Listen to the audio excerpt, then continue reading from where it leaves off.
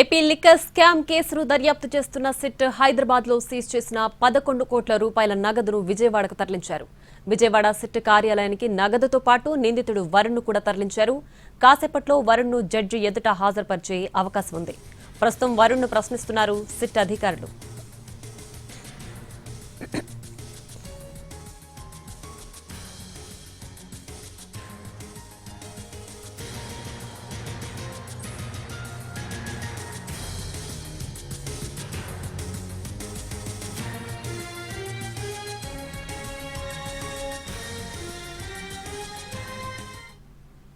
SIT విచారణలో తెరపైకి కొత్త పేర్లొస్తున్నాయి. శంషాబాద్ మండలం కాచరంలోని ఫామ్ హౌస్ ఓనర్ బాలరెడ్డికి లిక్కర్ స్కామ్ నిందితులతో సంబంధాలపై ఆరా తీశారు దర్యాప్తు బృందం అధికారులు.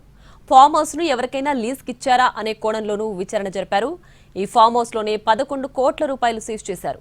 A1 రాజకేశ్ రెడ్డి ఆదేశాలతోనే A40 వరుణ్, చాణక్య కలిసి ఫామ్ హౌస్ లో 11 కోట్ల రూపాయలు దాచినట్లు గుర్తించారు సిట్ అధికారులు.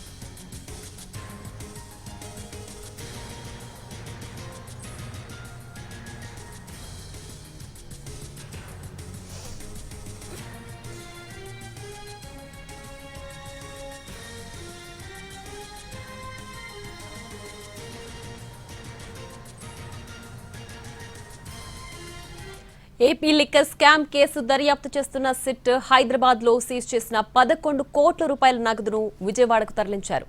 విజయవాడ సిట్ కార్యాలయానికి నగదుతో పాటు నిందితుడు వరుణ్ ని కూడా తరలించారు. కాసేపట్లో వరుణ్ ను జడ్జి ఎదుట హాజరుపరిచే అవకాశం ఉంది. ప్రస్తుతం వరుణ్ ను ప్రశ్నిస్తున్నారు సిట్ అధికారులు.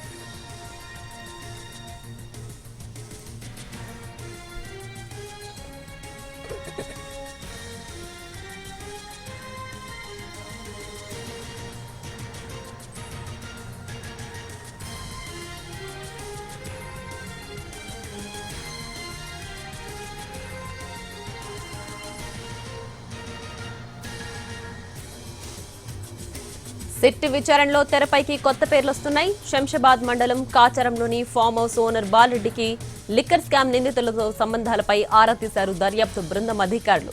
ఫామ్ హౌస్ ను ఎవరికైనా లీజ్కి ఇచ్చారా అనే కోణంలోనూ విచారణ జరిపారు. ఈ ఫామ్ హౌస్ లోనే 11 కోట్ల రూపాయలు సీజ్ చేశారు.